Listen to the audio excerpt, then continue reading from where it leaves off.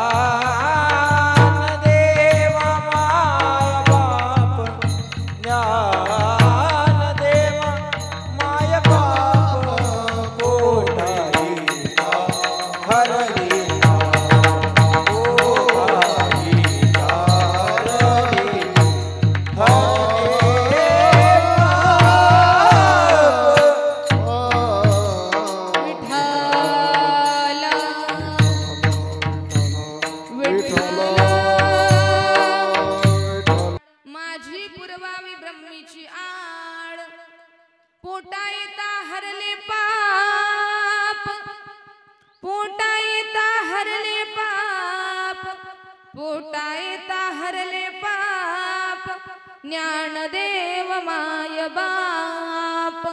पांडुरंग कर प्रथम नमन, दुसरे चरण संतातिया, दुसरे चरण संतातिया. पांडुरंगा करू प्रथम नमन, दुसरे चरण संतातिया, दुसरे चरण संतातिया. त्यांच्या कृपादाने कथेचा विस्तार, त्यांच्या कृपादाने कथेचा विस्तार, त्यांच्या कृपादाने कथेचा विस्तार, त्यांच्या कृपादाने कथेचा विस्तार. त्यांच्या कृपादाने कथेचा विस्तार. बाबाजी सद्गुरु दास तुका, बाबाजी सद्गुरु दास तुका. त्यांच्या कृपादाने कथेचा विस्तार. बाबाजी सद्गुरु दास तुका, बाबाजी सद्गुरु दास तुका.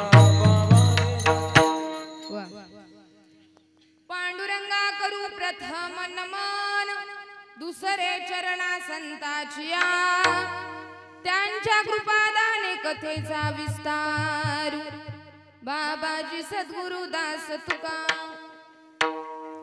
जिथे ज्ञान विज्ञान संजीव होते, जिथे योग विद्येस सामर्थ्य येते, जिथे मानवाला मिळे मोक्ष गाथा, तया पायरीशी सदा नम्र माथा. कृष्णाय वासुदेवाय हरये परमात्मने, प्रणत क्लेशनाशाय गोविंदाय नमो नमः. सच्चिदानंद रूपाय विश्वोत्पत्त्यादि हेतवे, तापत्रय विनाशाय श्रीकृष्णाय वयं नमः.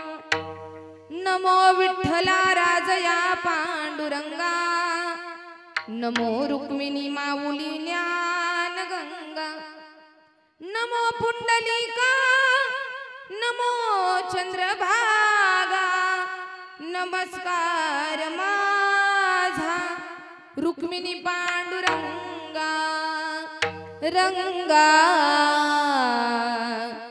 येई वो येई, रंगा येई वो येई, रंगा येई वो येई, रंगा येई वो येई, रंगा येई वो येई, रंगा येई वो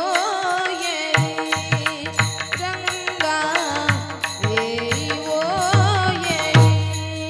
रंगा येई वो येई, रंगा येई वो येई. विठाई की ठाई माझे कृष्णाई कान्हाई, विठाई की ठाई माझे कृष्णाई कान्हाई.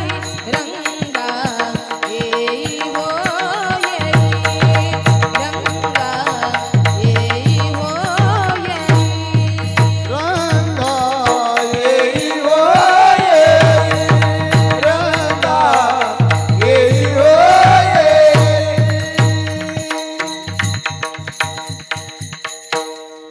रंगा येई हो येई, विठाई की ठाई माझे कृष्णाई कान्हाई. रंगा येई हो येई. मस्तक हे पायावरी या वारकरी संतांच्या, जगी ऐसा बाप भावा, जगी ऐसा बाप भावा, त्याचा वंश मुक्ती सजावा. पोटा येता हरले पाप ज्ञानदेव माय बाप। प्रस्तुत प्राप्त प्रसंगी चिंतन रूपी सेवे करता निवडलेला अभंग संत श्रेष्ठ तुकाराम महाराज यांचा 4 चरणाचा अभंग।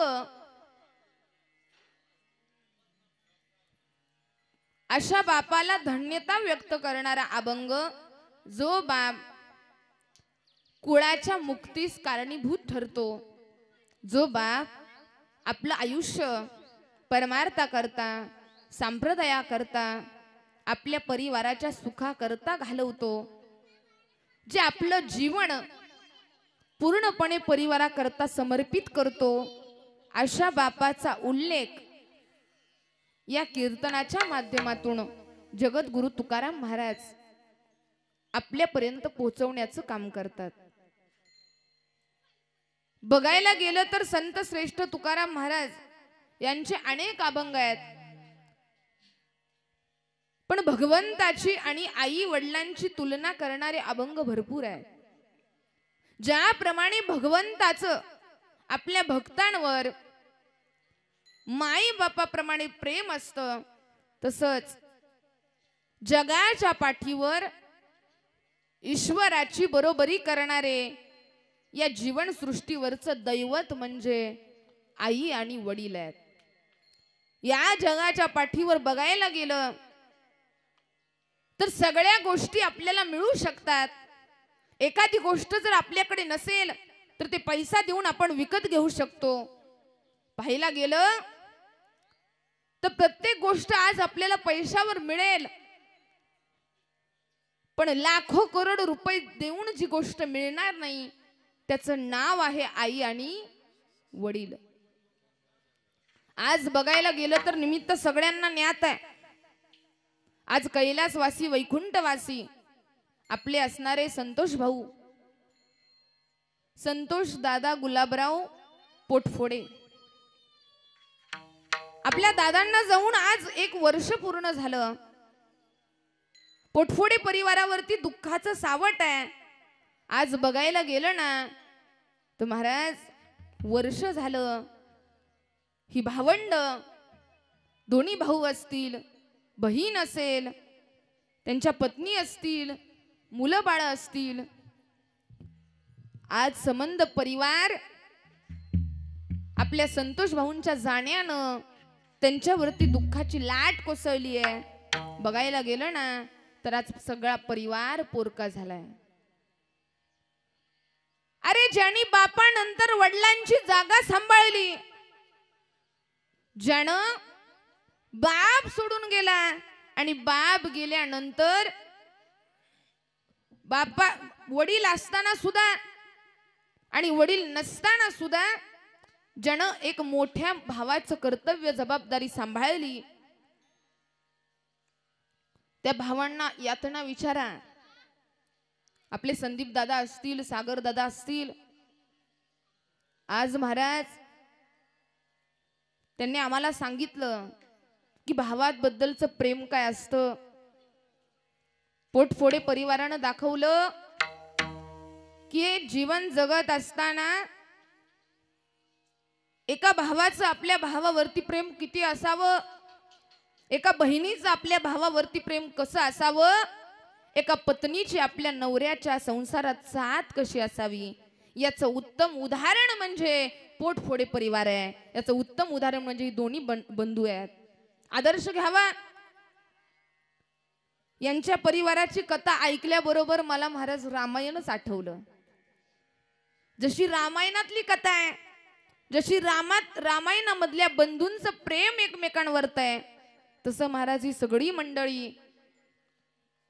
ही सगळी भावंड एकमेका एवढी जीवानं राहतात। पण भगवंताला दुर्दैव असं म्हणायचं की घराची जो भरभक्कम पाया होता, घराचा मोठा आधार होता, ते संतोष भाऊ अचानक त्यांच्यावर काळाने झडप घालावी। महाराज फोटो मध्ये पहा, हसरा चेहरा आहे, चेहऱ्यावरती समाधान आहे. बघितलं तर त्यांचं वय पण जास्त नाही.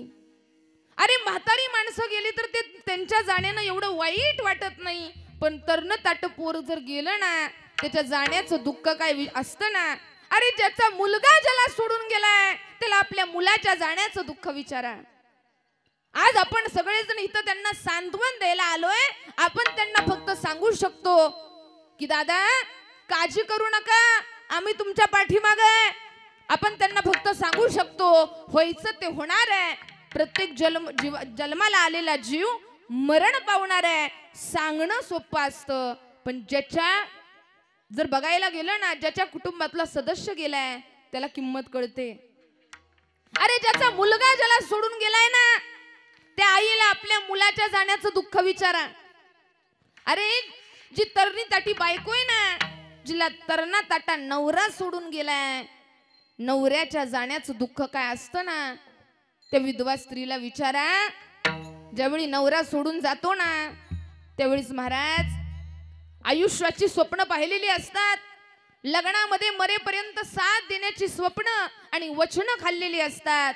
पण ज्यावेळी नवरा अर्ध्या वाटेवरती सोडून देवाघरी जातो ना त्यावेळी महाराज त्या स्त्रीकडं त्या बायकोकडं मुलांची काळजी आहे, मुलांचं शिक्षण आहे, परिवाराचं चिंतन आहे. अशा आतोनात कष्टामध्ये फक्त आणि फक्त आपल्या परिवाराकडे बघत आणि मुला बाळांकडे बघत जे जीवन जगते ना तिला बायको म्हणतात.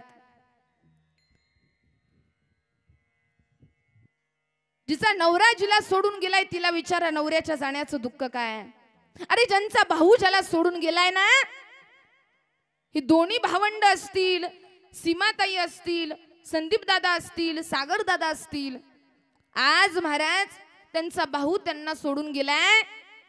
अरे ज्यानं आईच्या वर प्रेम त्यांना दिलं, शून्यापासून प्रवास केलेला सुरू, आज यशाचं शिखर गाठलं. पण हे सुख अनुभवायला, हे सुखाचा आनंद घ्यायला आज आपला भाऊ उरला नाही.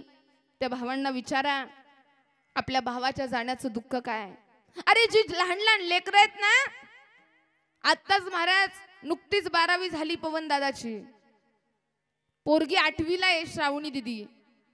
त्यांना विचारा की ज्यावेळी आपल्या डोक्यावरून बापाचा हात निघून जातो ना त्यावेळी अख्खं जग महाराज जग असून सुद्धा जग नसल्यासारखं होतं. कारण जीवनामध्ये आई वडिलांचं असणं एवढं गरजेचं आहे. ज्याला आई नाही त्याला आईची किंमत विचारा. अरे ज्याला बाप नाही ना त्याला बापाच्या जाण्याचं दुःख विचारा.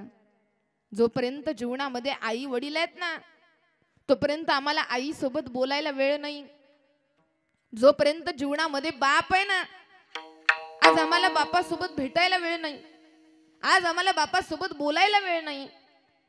सकाळी मुलगा कामाला जातो, बाप झोपलेला असतो. रात्रीचा बाप लवकर झोपतो, मुलगा उशिरा घरी येतो. माई बापामध्ये संवाद नाही, मुला बाळांमध्ये संवाद नाही. पोरग मुलासोबत, पोरग बापासोबत नीट बोलत नाही, आई सोबत नीट बोलत नाही, त्यांची विचारपूस करत नाही. आणि बाप गेल्यानंतर त्याला समजतं की आता आपला बाप राहिला नाही. बापाचा देह असा सरणावरती ठेवलाय. पोराला आठवतात मागचे दिवस. अरे ज्यावेळी आम्ही जन्माला आलो ना, आमच्या जन्माला येण्यानं जेवढा आईला आनंद झाला नव्हता ना तेवढा आमच्या बापाला आनंद झाला. अरे आम्ही जन्माला आलो ना तर अख्ख्या गावभर पेढे वाटले आमच्या बापानं. अरे आम्ही जन्माला आलो ना तळतळ हाताचा पाळणा केला आमच्या बापानं. हाताच्या फोडाप्रमाणे आम्हाला जपलं. आमच्यासाठी 10-10, 20-20 किलोमीटर जाऊन आमचा बाप कष्ट करत होता.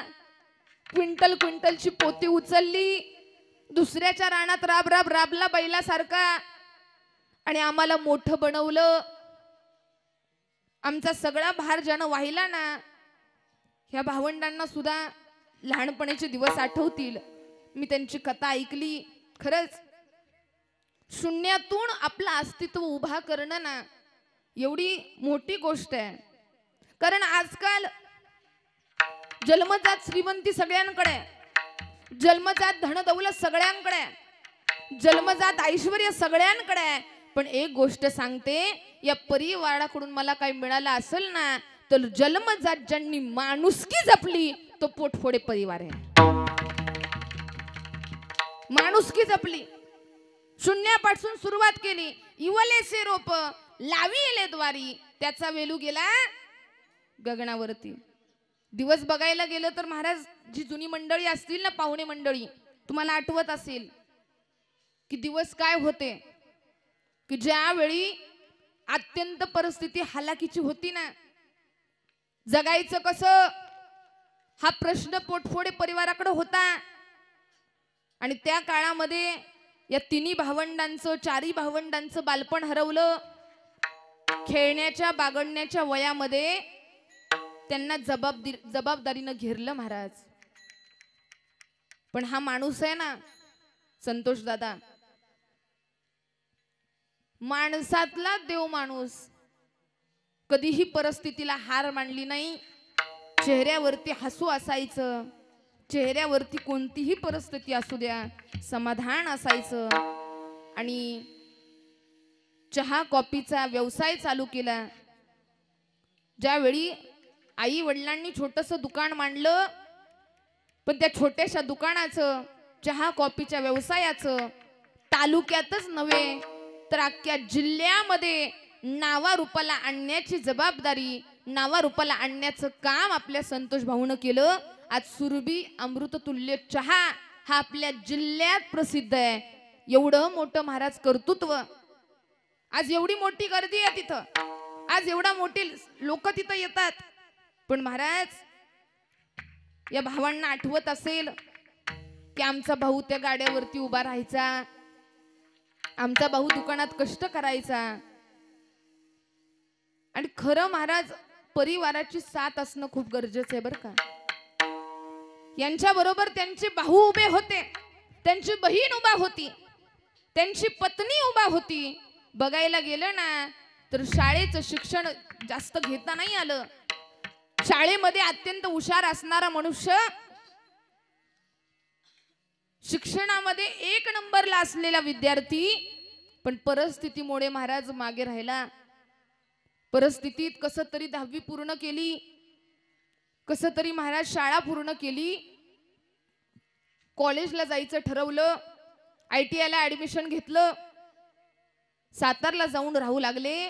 पण घरची काही परिस्थिती अडचणीमुळे त्यांना घरी माघारी यावं लागलं. मग आई सोबतच दुकानामध्ये रस होता, व्यवसायामध्ये रस होता, म्हणून व्यवसाय महाराज कसा भरभराटल्या येईल याच्यावरती काम केलं. भावंडांची साथ लाभली, भावंडांची संगत लाभली. आणि कालांतरानं आपल्या संतोष भाऊंचं लग्न झालं. त्यांना साथ देणारी एक सांगू का, भाऊ जरी चांगला असला ना तरी पत्नीमध्ये एवढी ताकद असती. एखादी पत्नी जर आमच्या विजया दीदीच्या जागेवरती दुसरी कोणी असती ना तर ती म्हणली असती, कशाला तुम्ही त्यांच्यासाठी एवढं करताय, कशाला तुम्हाला पडले परिवाराचं. पण महाराज, खरं कौतुक करायचं त्या लक्ष्मीचं, जिनं महाराज आपल्या नवऱ्यासोबत खांद्याला खांदा लावून संसार जपला, आपल्या नंदेला बहिणीप्रमाणे जीव लावला, आपल्या दिरांना भावाप्रमाणे जीव लावला.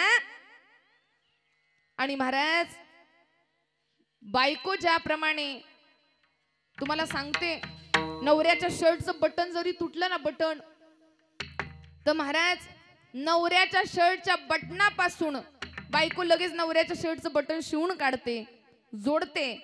तसं नवऱ्याच्या शर्टच्या बटनापासून नवऱ्याचा तुटलेला आत्मविश्वास जोडायचं काम कोण करते?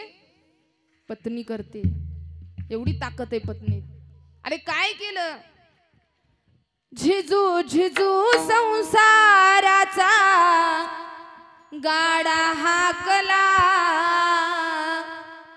होटामध्ये हसू जरी कनावाकला, घडीभर तू थांबना ऐक त्याची धापर, लई अवघड हाय र गड्या उमगाया बापर उमगाया बापर उमगाया बापर उमगाया बापर. अवघड आहे. बापाचं काळीज बापाचं प्रेम समजायला वेळ लागतो. पण महाराज लग्न झाल्यानंतर मुलं जन्माला आली ना, मुलं सुद्धा एवढी समजूतदार आहेत, एवढी समजदार आहेत की आपल्या वडिलांच्या चुलत्यांच्या खांद्याला खांदा लावून सगळी मंडळी परिवार एकमेकाला साथ देत होता. कारण संतोष भाऊंची इच्छा होती की परिवारानं एकत्र राहणं गरजेचं आहे. कधी मनामध्ये दुसऱ्याबद्दल खोट नाही, कधी मनामध्ये वाईट नाही, जे आतमध्ये तेच तोंडात असायचं. आणि अचानक बाबा सुद्धा गेले. दुकानामध्ये थांबत असताना मोठा आधार संदीप भाऊंचा सागर दादांचा लाभला. सागर दादांनी MBA केलं.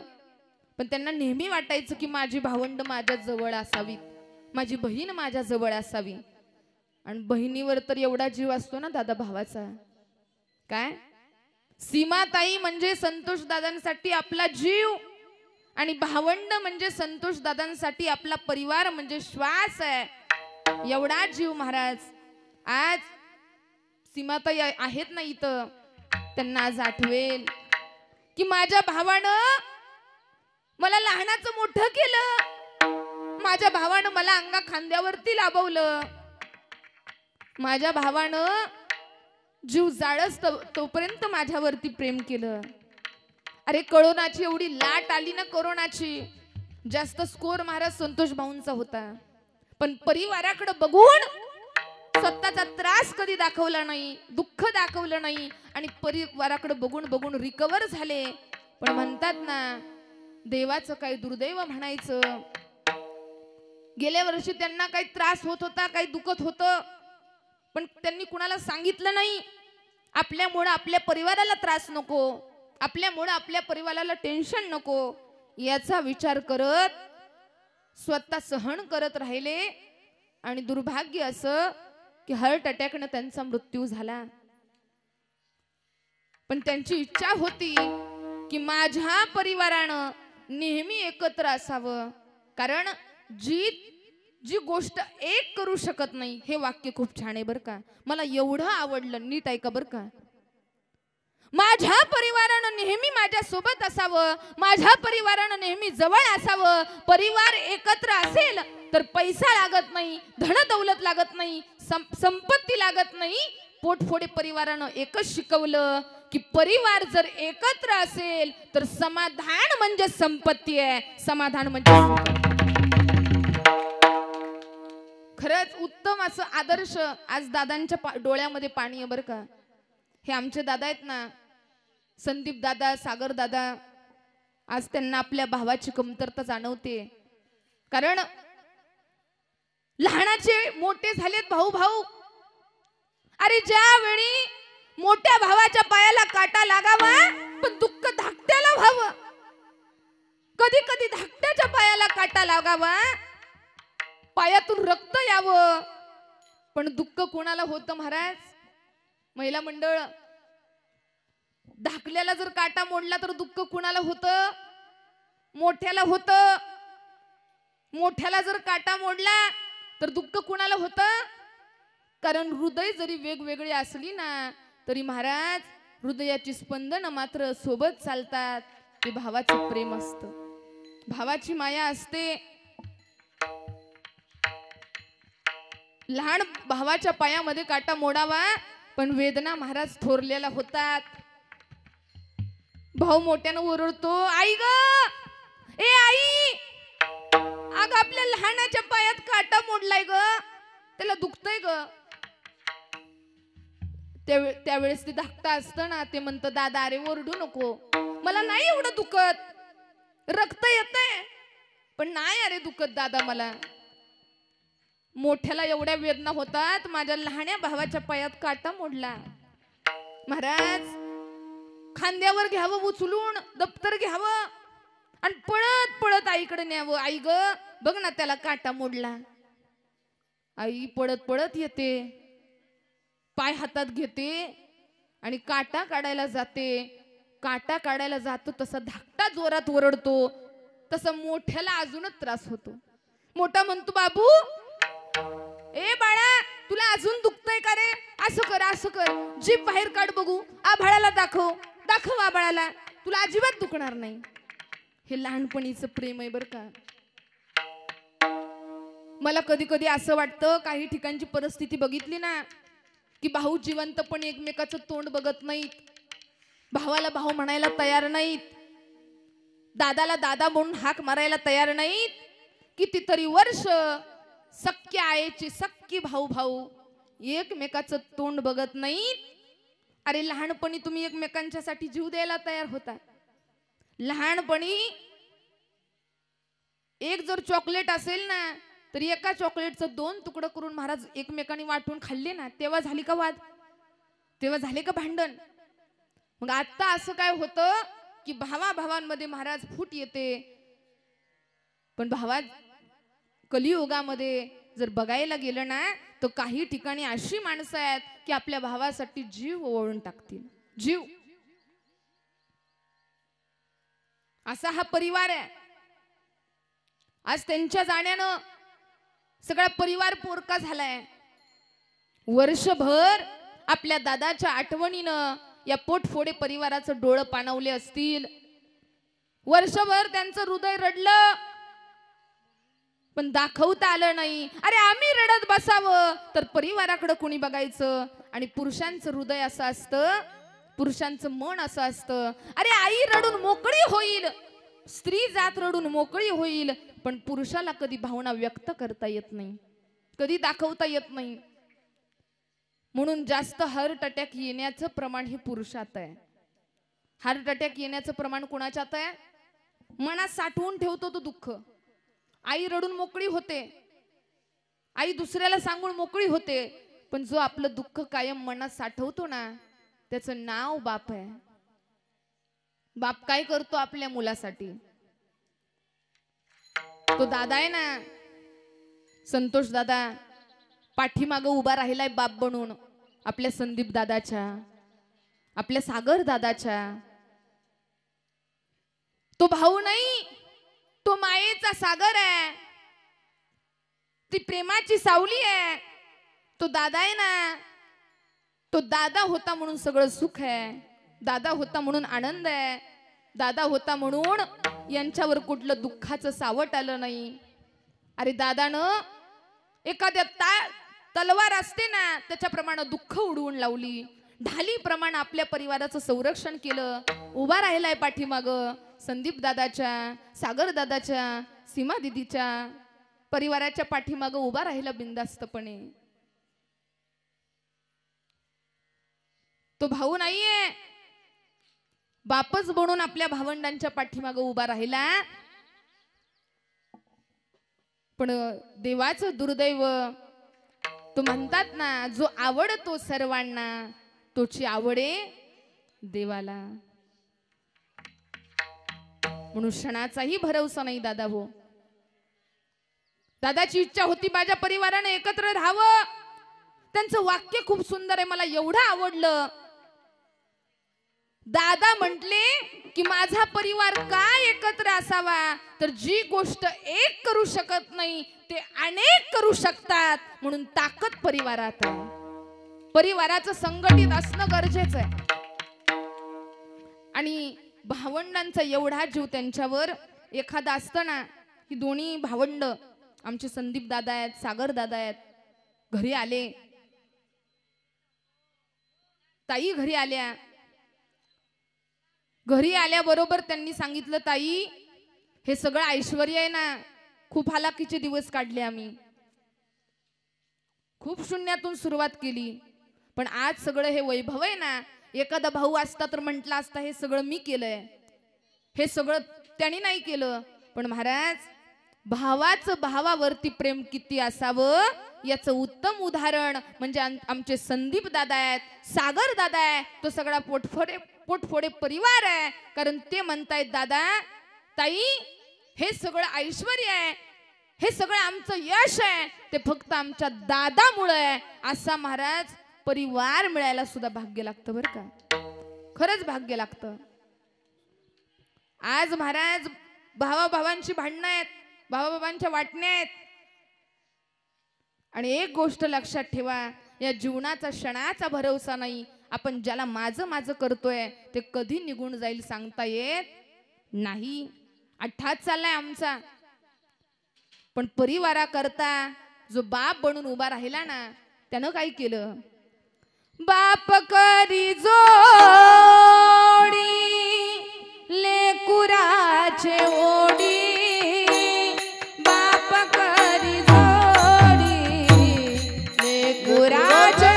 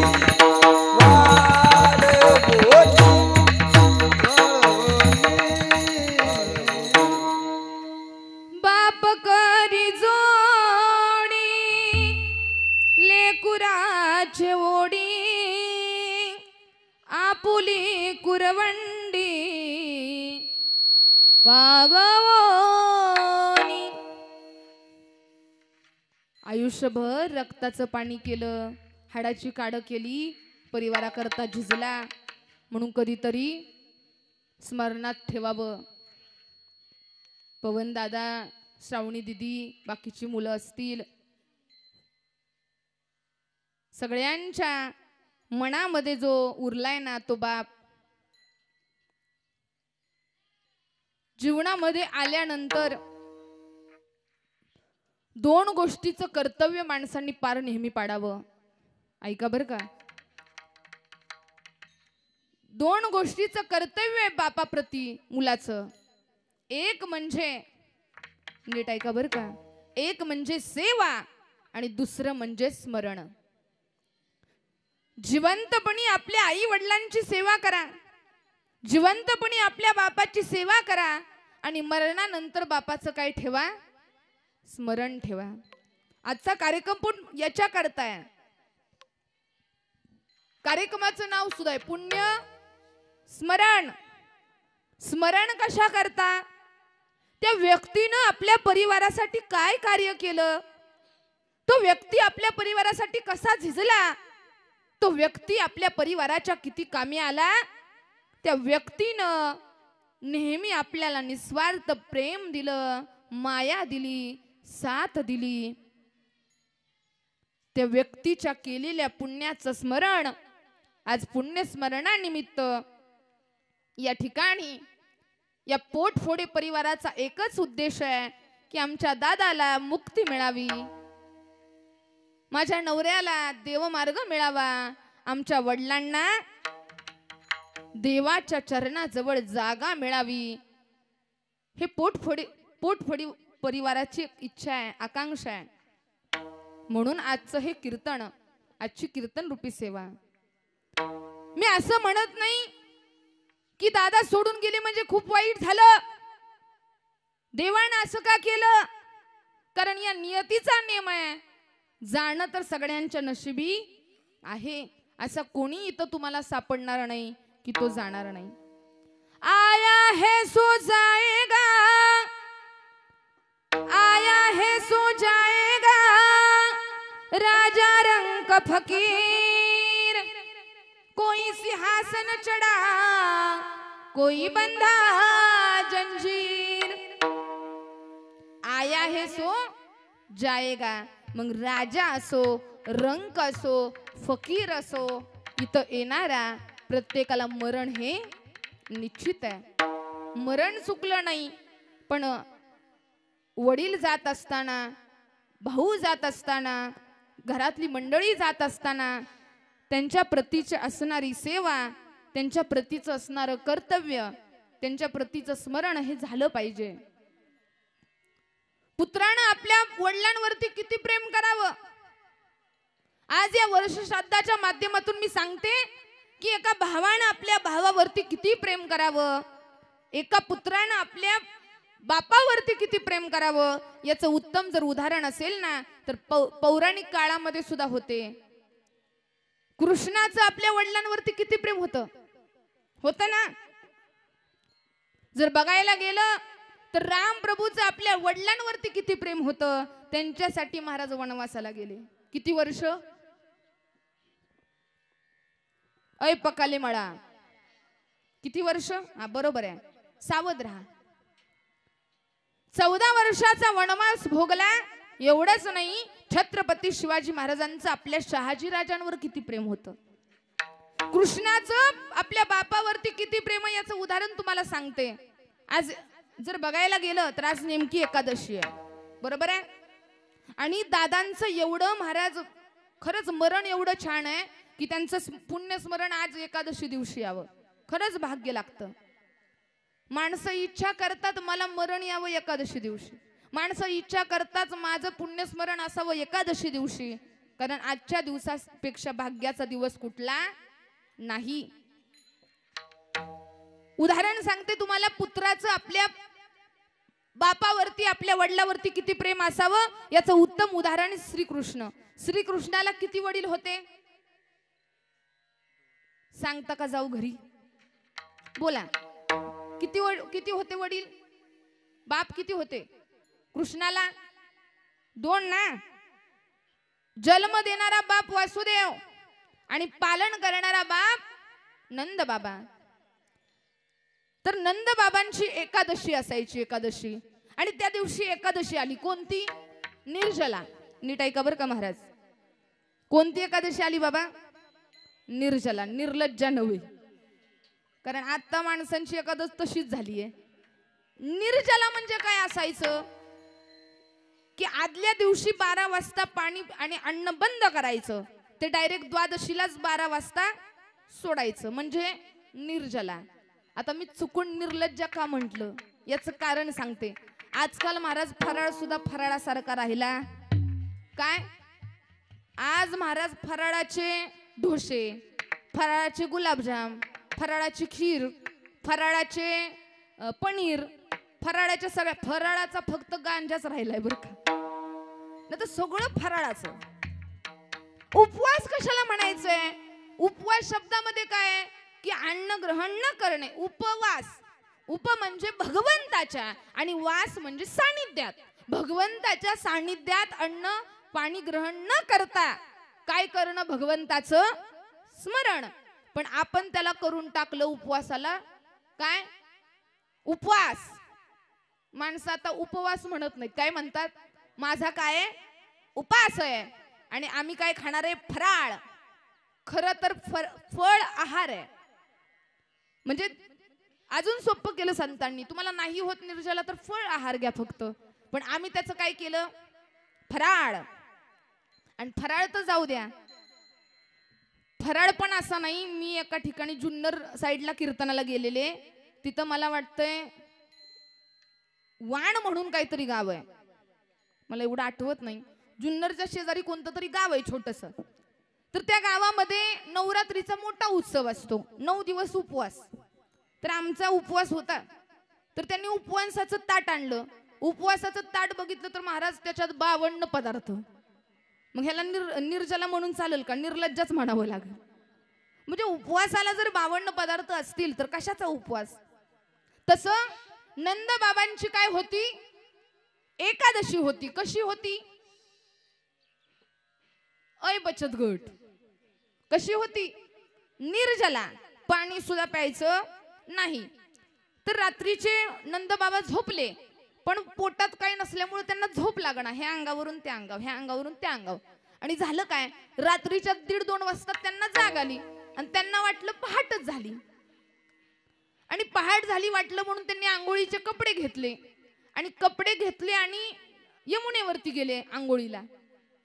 आता यमुनेवरती गेल्यानंतर जर माहित असेल तर रात्रीच्या 12 नंतर, नीट ऐका बरं का, ते ब्रह्ममुहूर्तापर्यंत 3-3:30 पर्यंत कोणत्याच पुरुषाने, कोणत्याच माणसाने नदीमध्ये प्रवेश करायचा नसतो. याचं कारण माहितीये का काय? याचं कारण असं आहे, ती पतिव्रता आहे. नदी पतिव्रता आहे, ती देवी आहे. आणि रात्रीच्या 12 नंतर सकाळी पहाटेपर्यंत ती पातिव्रत्य धर्मामध्ये असते. म्हणून तिथं प्रवेश करणं हे पाप आहे, हे चुकीचं आहे. म्हणून कोणी सुद्धा, आता महाराज प्रयागराजला गेले, सगळे कुंभमेळ्याला गेले, पण त्यांनी धर्म जाणला, पुण्य कमवायला गेले पण पापच करून आले. रात्रीचेच महाराज 1-2 वाजता माणसं त्या कुंभमेळ्यातून नदीचे दर्शन करून आले, स्नान करून आले, पण ते चुकीचं आहे. ती नदी पातिव्रत्य धर्मात असते आणि नदी पातिव्रत्य धर्मात असल्यामुळं तिथं 12 नंतर, रात्री नंतर पहाटेपर्यंत प्रवेश करायला सक्त मनाई आहे. पण नंद बाबांना वाटलं पहाट झाली, त्यांनी किती वाजलेत पाहिल्या नाही आणि झोपेतच नदीत शिरले. आणि नदीत जाणार तेवढ्यात भगवंतानं, वरून देवानं पाहिलं की नंद बाबा काय करतायत, कपडे तसेच किनाऱ्यावर. ह्या देवादिकांनी नंद बाबांना डायरेक्ट उचललं, वरतीच नेलं. बघा, आता सकाळ सकाळी यशोदा मातेची घाई की लवकर स्वयंपाक करायचाय, उपवास सोडायचाय. बाबा कुठे आहेत, बाबा कुठे आहेत बघतायत, सगळे शोधतायत, पण नंद बाबांचा काय पत्त्या लागणार. आता काय करायचं, करायचं काय? सगळे शोध सुरू झाले. पण श्रीकृष्णाच्या लक्षात आलं की ज्या आरती नदीच्या किनाऱ्यावरती कपडे दिसतायत, तर सगळ्यांना वाटलं की नंद बाबा बुडाले. पण कृष्णाच्या लक्षात आलं हे सगळं खेळ कुणाचा आहे? देवादिकांचा आहे. अरे आपल्या बापासाठी देवादिकांसोबत भांडणं करणारा एकमेव पुत्र म्हणजे श्रीकृष्ण आहे. वरुण देवांबरोबर भांडणं करून आपल्या बापाला त्याच्या तावडीतून सोडवून आलं. हे उत्तम उदाहरण आहे पुत्रप्रेमाचं, आपल्या पितृप्रेमावरती. एवढं सुंदर उदाहरण आहे. असं प्रेम असावं. अजून सांगते, कलियुगातलं सांगते मी तुम्हाला, हे पौराणिक झालं. रामाचं देखील आपल्या वडिलांवरती प्रेम होतं. समोर जी मंडळी असतील त्यांना माझी विनंती आहे की थोडं खाली बसून घेतलं तरी चालेल. आपलं फुलं टाकायला 12:10, 12:15 आपण फुलं टाकणार आहोत. अजून वेळ आहे, बाहेर ऊन लागतंय. तिथं समोर जर येऊन बसला तरी चालेल, कारण मला अभंगाच्या शेवटी तुम्हाला पोचवायचंय. कीर्तन जरा लाईट गेल्यामुळे थोडा उशीर झाला. थोडं पुढे सरका, महिला मंडळ पुढे सरका, ये पुढे, पटपट पटपट. चला, मागून येणारी मागं बसतील. सगळ्यांनी सहकार्य करावं, कारण ऊन भरपूर लागतंय. वयोवृद्ध मंडळींना विनंती आहे की उन्हामध्ये जास्त उभा राहू नका, आपल्या तब्येतीची काळजी घ्या. विठ्ठल विठ्ठल विठ्ठल विठ्ठल विठ्ठल विठ्ठल विठ्ठल विठ्ठल. पौराणिक झाले कृष्ण आणि नंद बाबा. राम प्रभू आणि दशरथ राजा यांचंही उदाहरण सगळ्यांना माहित आहे. पण कलियुगातले आई वडील आणि कलियुगातल्या पुत्र आणि पित्याच्या प्रेमाचं उदाहरण मी तुम्हाला सांगते, नीट ऐका बरं का. एकदा झालं काय, अत्यंत गरीब कुटुंबामध्ये मुलं जन्माला आलं. आई वडिलांनी हालाकीच्या परिस्थितीमध्ये मुलांना सांभाळलं, लहानाचं मोठं केलं, एवढं मोठं केलं. मुलाची इच्छा होती की मला कलेक्टर व्हायचंय. आई वडिलांनी त्या रीतीने प्रयत्न देखील केले आणि त्यांना फळ आलं बरं का. ते पोरग गरीब कुटुंबामध्ये शिकलं आणि कलेक्टर झालं, लाल दिव्याच्या गाडीत फिरायला लागलं. एवढा आनंद झाला माय बापाला. पण पोराचं आपल्या माय बापाबद्दलचं प्रेम बघा. ते पोरग महाराज आई वडिलांना ती दिव्याची गाडी पाठवली, गाडीत बसवलं. आणि पूर्वी आई वडिलांनी महाराज आपलं गाव सोडून बाहेर कुठंच पाऊल टाकला नव्हता. सगळं आयुष्य मुलांकरता अर्पण केलेलं. कष्ट करण्यात दिवस गेले, सुखाचे दिवस आले. त्यांना एवढा आनंद झाला की माझं पोरग कलेक्टर झालंय. ज्यांना हालाकीच्या दिवसात दिवस काढलेत ना, त्यांनाच फक्त याची किंमत कळू शकते बरं का. ज्यांना 2 वेळचं जेवण नीट मिळत नाही, त्याला महाराज चटणी भाकरीची किंमत विचारा. आम्हाला आज पंचपक्वानाचं ताट आहे, आज आम्हाला सगळ्या गोष्टी जागेवर आहेत, तरी सुद्धा आम्ही आमच्या आई वडिलांना नावं ठेवतो की आमचं बाप आम्हाला हे गहू देऊ शकत नाही, आमची आई आमच्यासाठी ते करत नाही. आम्हाला ब्रँडेड वॉच पाहिजेत, ब्रँडेड शूज पाहिजेत, ब्रँडेड कपडे पाहिजेत. ज्यांना ज्यांना वाटतं ना की देवानं मला असं आयुष्य का दिलं, का असे मला आई वडील दिले, जे चांगलं घर बांधू शकत नाही, जे मला चांगले कपडे घेऊ देऊ शकत नाही, जे मला ब्रँडेड वॉच देऊ शकत नाही, असं कधी जर वाटलं ना, तर कधीतरी आश्रमामध्ये जाऊन त्या आई नसलेल्या पोराकडे बघा. कधीतरी वाटलं ना मला देवानं असं का बाप दिला, तर कधीतरी त्या आश्रमात जाऊन ज्याला बाप नाही ना, त्या मुलाकडे बघा. अरे त्यांच्याकडे सगळं काही असतं, पण मायबाप नसल्यामुळं ते पोरग अनाथ होतं. अनाथ, जग त्याला अनाथ म्हणतं. त्यावेळेस त्याला बापाच्या आणि आईच्या असण्याची किंमत कळते ना. त्या मुलाला विचारा आई वडिलांचं जीवनामध्ये असणं काय. अरे कधीतरी वाटलं ना देवानं आम्हाला ब्रँडेड वॉच का नाही दिले, तर कधीतरी महाराज इथून हात तुटलेला माणूस बघा, जो दोन्ही हाताने अपंग आहे. अरे उपकार माना त्या देवाचे, निदान आम्ही आमच्या हाताने 2 वेळचं जेवण तरी करू शकतो, निदान आम्ही आमच्या हाताने कोणतं काम तरी करू शकतो. अरे हाताची किंमत त्याला विचारा, जो माणूस महाराज पायानं जेवण करतोय. त्यावेळेस तुमचं दुःख नष्ट होईल की देवानं आम्हाला ब्रँडेड वॉच जरी दिले नसले ना, तर हे मौल्यवान हात दिले. कधीतरी वाटल देवानं आम्हाला ब्रँडेड शूज का नाही दिले. पायापासून मांडीपासून खाली पाय तुटलेला माणूस बघा, त्यावेळेस तुमचं दुःखच नष्ट होईल की देवानं निदान आम्हाला चालण्याकरता पाय तरी दिले, देवानं आम्हाला हात तरी दिले. कधीतरी डोळा नसलेला माणूस बघा, आणि उपकार माना देवाचे की देवानं आम्हाला हे सुंदर जग पाहण्याकरता डोळे दिले. तसे मायबापाचे उपकार. आणि त्या कलेक्टर साहेबाला आपल्या बापाच्या उपकाराची जाणीव होती, आईच्या उपकाराची जाणीव होती. आपल्या आई वडिलांना तीर्थक्षेत्राला पाठवलं, पंढरपूरचं दर्शन घेतलं, तुळजापूरचं दर्शन घेतलं, कोल्हापूरचं दर्शन घेतलं, रत्नागिरी सगळीकडे देवदेव करून आले.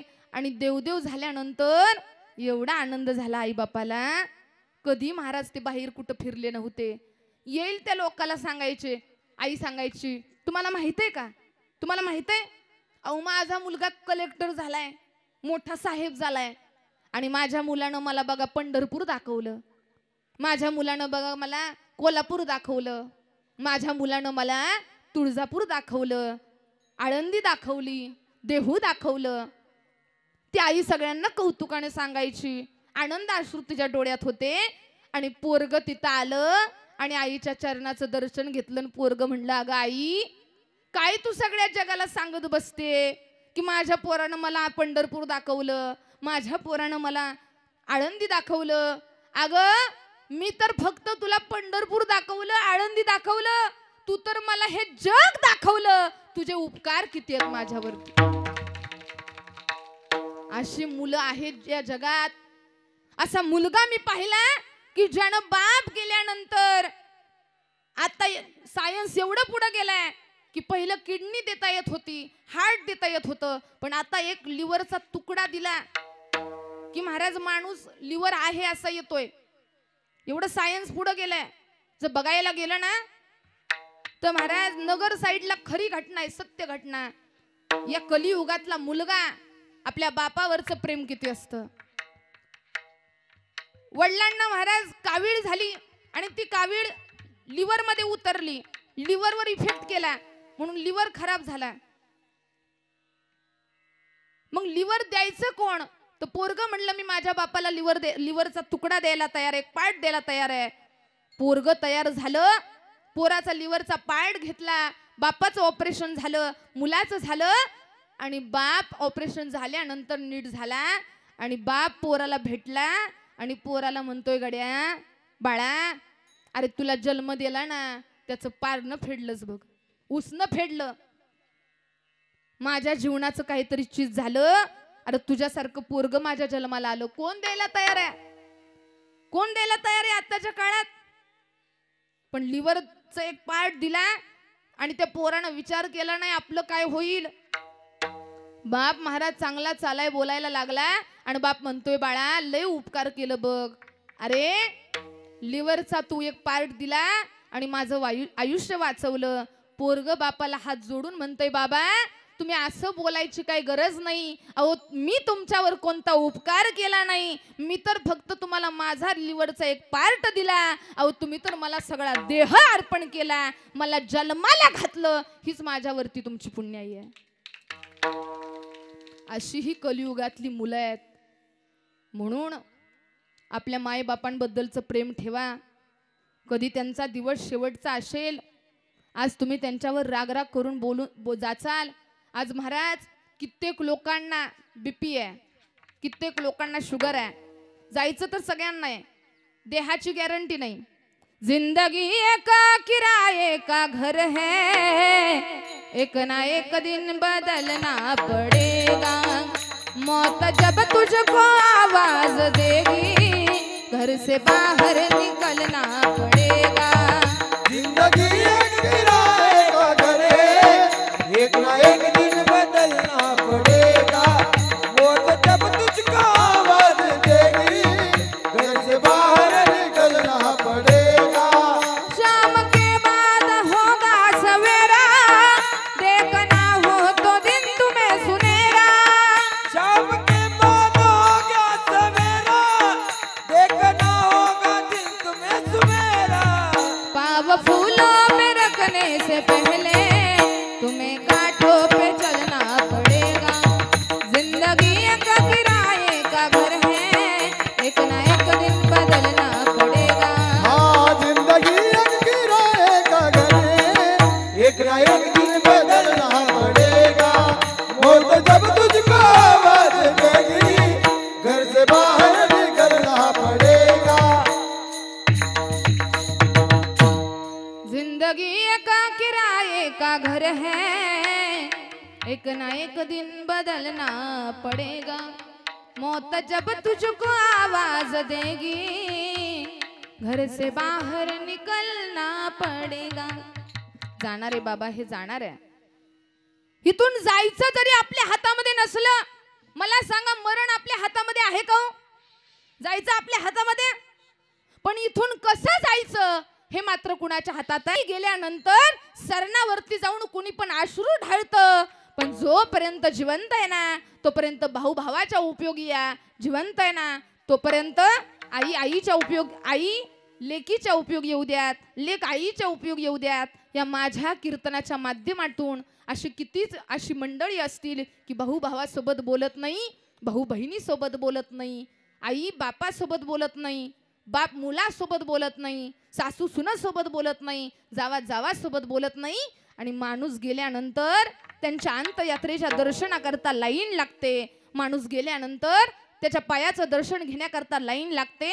माणूस गेल्यानंतर त्याला आंघोळ घालण्याकरता लाईन लागते. पण कीर्तनाच्या माध्यमातून इथं असणाऱ्या बंधूंना माझी सांगणी आहे की तुम्ही भाऊ भावाबद्दल बोलत नसाल ना एकमेकासोबत, तर या कीर्तनाच्या माध्यमातून एक नवीन निश्चय करा, निर्णय घ्या. एकमेकांबद्दलचं वैर विसरा, एकमेकांबद्दलचं द्वेष विसरा आणि एकमेकांना स्वीकारा. कारण कधी काळ शेवटचा येईल आणि आपल्याला घेऊन जाईल हे सांगता येत नाही.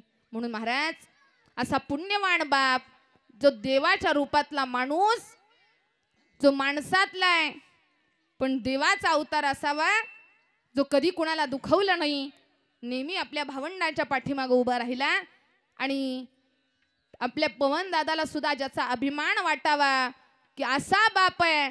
कसा बाप? तर अभंगाचं पहिलं चरण. जगी ऐसा बाप बाबा, जगी ऐसा बाप बाबा, जगी ऐसा बाप बाबा, जगी ऐसा बाप बाबा, जगी ऐसा बाप भावा, जगी ऐसा बाप भावा, जगी ऐसा बाप भावा, जगी ऐसा बाप भावा.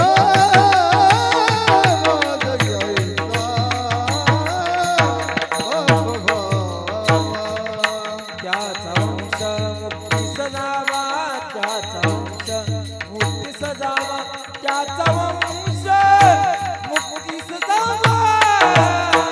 पोटा येता हरले पाप, पोटा येता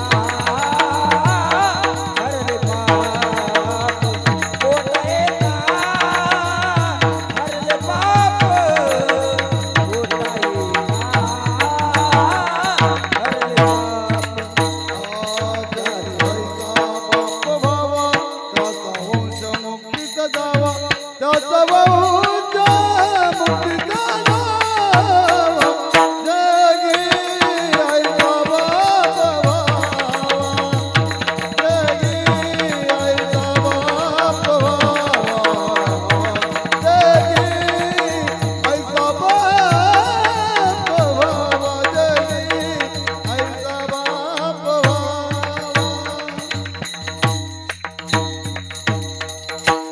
जगी ऐसा बाप व्हावा, त्याचा वंश मुक्तीचा जावा. 5 मिनिटं सगळ्यांनी इकडे लक्ष द्यायचंय. आपल्या संतोष दादांच्या पुण्यस्मरणानिमित्त, श्राद्धानिमित्त आजचा हा कीर्तनाचा कार्यक्रम आहे. माझं अख्खं कीर्तन डोक्यावरून गेलं तरी चालेल, पण एक मात्र लक्षात ठेवा, या कीर्तनाच्या माध्यमातून आपल्या आई वडिलांची सेवा करा, भावाभावाबद्दल प्रेम राहू द्या, चांगल्या मार्गाने चला, भगवंताचं नामस्मरण करा. तुमच्या जीवनात काहीच कमी पडणार नाही. आणि हे फक्त कीर्तनापुरतच लक्षात न ठेवता आपल्या जीवनामध्ये त्याचा अवलंब करा. नाही तर काही मंडळी अशी असतात महाराज की आम्ही तर कीर्तनामध्ये सांगितलं ना असं करा तसं करा, हे करू नका. तर काही जण इथं बसल्यावर म्हणतात खरंय महाराजांचं, खरंय खरंय. आणि कीर्तन झाल्यावर मागणं काही जण म्हणणार तिला काय कळतं, त्यांचा धंदा येतो. कुणाचा? ऐपकाली मळा. कुणाचा? कीर्तनकारांचा. कीर्तनकारांना काय कळत नाही. आम्ही सांगितलं ना हे करा ते करा, काही काही जण आम्हालाच म्हणतात महाराज तुम्हाला कुणी सांगितलं कीर्तन करायला? एवढ्या वयामध्ये तुमचं लहान वय आणि माझ्याकडे बघितलं तर माझं वय दिसत नाही. काय काय ना तर वाटतं महाराज कीर्तन करतात म्हणजे पैशासाठीच करतात, समज आहे लोकांचा. तर ज्यांना ज्यांना वाटतं ना महाराज कीर्तन पैशासाठी करतात, त्यांना शाळेतलं काही नॉलेज नाही, शाळेतलं काही डोकं चालत नाही. तर इथं परमार्थ संप्रदाय सांगतोय की यारे यारे लहान थोर. इथं महाराज वयाची मर्यादा नाही, ज्ञानाची मर्यादा नाही. इथं कुणी पण आलं तरी चालतं. वेदच यावा, पुराण यावं, शास्त्र यावं असं काही नाही. आणि ज्यांना वाटतंय ना महाराजांचं शाळेत डोकं चालत नाही म्हणून महाराज काय करतात? कीर्तन करतात. आहे काय कायचा समज. आम्ही जर म्हणलं ना ज्ञानेश्वरी वाचा, गाथा वाचा, काय काय जण आम्हालाच विचारायला येतात महाराज काय आहे त्या गाथ्यात, आमच्या संसाराचे प्रश्न सुटतील का? इथं बसलेल्यांना माझा प्रश्न आहे, किती जणांनी गाथा वाचला?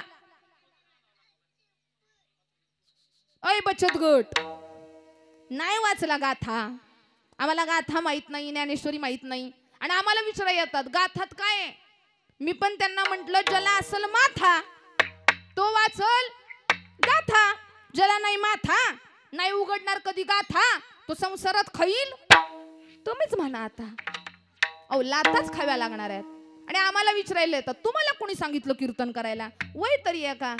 आणि माझ्याकडे बघून तर कुणालाच मी कीर्तनकार दिसत वाटते का? मग काय पोत्राच आहे का? खाणं लगेच ताई नाही म्हणतात. पण एक सांगू का, ज्ञान हे दिसण्यावरती, महाराज किती लाखाच्या गाडीत आलाय, महाराज किती ब्रँडेड कपडे घातलेत, किती त्याच्या अंगावर सोनं नाणं आहे, याच्यावरती अवलंबून नाही. मी दिसतो कसा, मी राहतो कसा, याला अजिबात किंमत. माझ्या अंगावर ब्रँडेड कपडे, ब्रँडेड शूज, ब्रँडेड वॉच, याच्यापेक्षा मी माणूस म्हणून वागतोय कसा, याला फार किंमत आहे बरं का.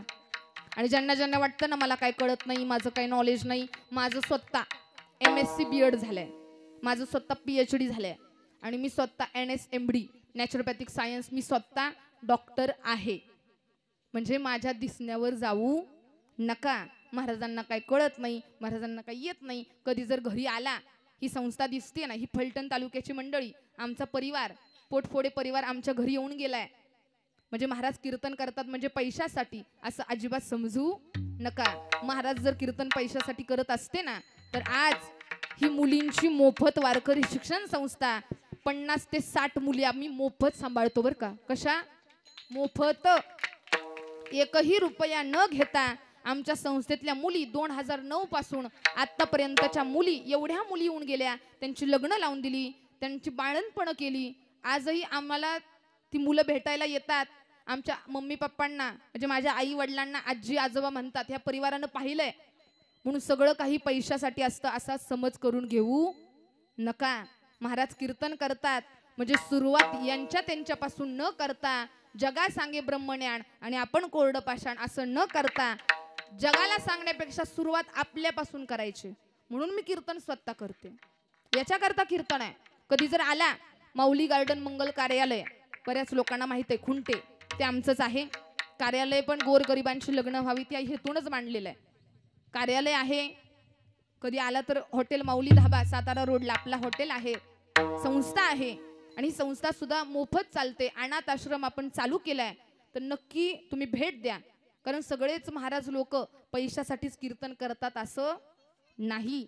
सत्कार्य आमच्याकडून तर जेवढं होईल तेवढं आम्ही सत्कार्यच करतोय. म्हणून या कीर्तनाच्या माध्यमातून घ्यायचा तर चांगला संदेश घ्या, आई वडिलांची सेवा करा, भावांना स्मरणात ठेवा. जाता जाता मी एक कविता, एक सुंदर गाणं आहे, पण मी त्याचा भाव तुम्हाला मांडण्याचा प्रयत्न करील. याला गाणं न म्हणता की आपल्या भावाबद्दल किती प्रेम असतं, आणि भाऊ गेल्यानंतर ते एकटं पडलेले भाऊ बहीण आपल्या भावाच्या आठवणीमध्ये ते गीतच गातायत असं समजून एक सुंदर गाणं म्हणता येईल. पण ते गाण्याचे भाव मला आवडले.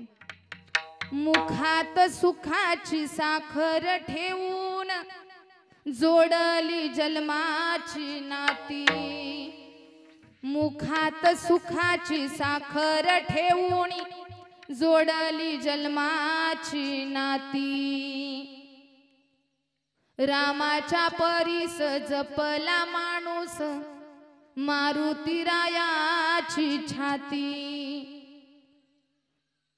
बघायला गेलं ना तर या दादांनी सांगितलं की देवाच्या माणसाच्या रूपातला आमचा देवरूप भाऊ होता. माणसांमध्ये बोलताना हास्य चेहरा, मुखामध्ये साखर त्याच्या असायची.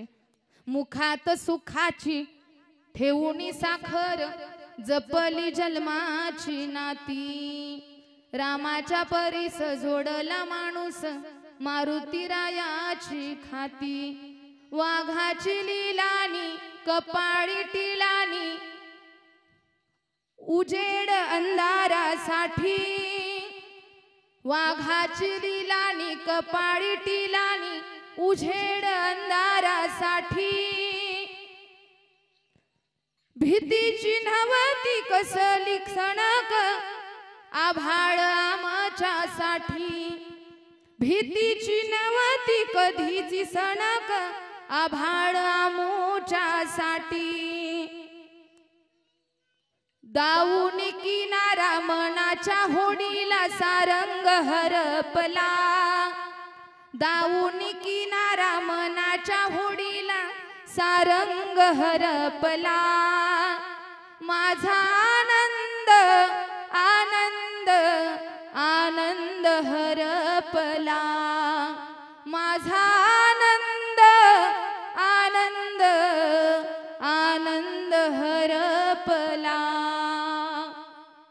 या पोटफोडे परिवाराचा आज आनंद हरपलाय दुःखाचं सावट त्यांच्यावर पसरलाय पण आपल्या या कीर्तनाच्या माध्यमातून पोटफोडे परिवारानं मला विचारलं ना ताई जाता जाता सांगा की आमच्या दादानं आयुष्यभर पुण्याचं काम केलं तुमच्या कीर्तनाच्या माध्यमातून सांगा की आमचा दादा कुठं असेल मी माझ्या स्वतःच्या मनाचं सांगत नाही तुकाराम महाराजांचं प्रमाण आहे आज ताई आपले दादा इथं आलेत आणि मी माझ्या स्वतःचं सांगत नाही तुका म्हणे पितृ आशीर्वाद देती कल्याण इच्छिती सर्व काळ आज महाराज दादांचा आत्मा इथं आलाय आपल्या पत्नीकडे पाहतोय आपल्या दोन्ही भावंडांकडे पाहतोय संदीप दादांकडे पाहतोय सागर दादांकडे पाहतोय सीमाताईकडे पाहतोय मुलाबाळांकडे पाहतोय आणि आशीर्वाद देतोय इथं कीर्तन का इथं नामस्मरण का कीर्तन ठेवणं म्हणजे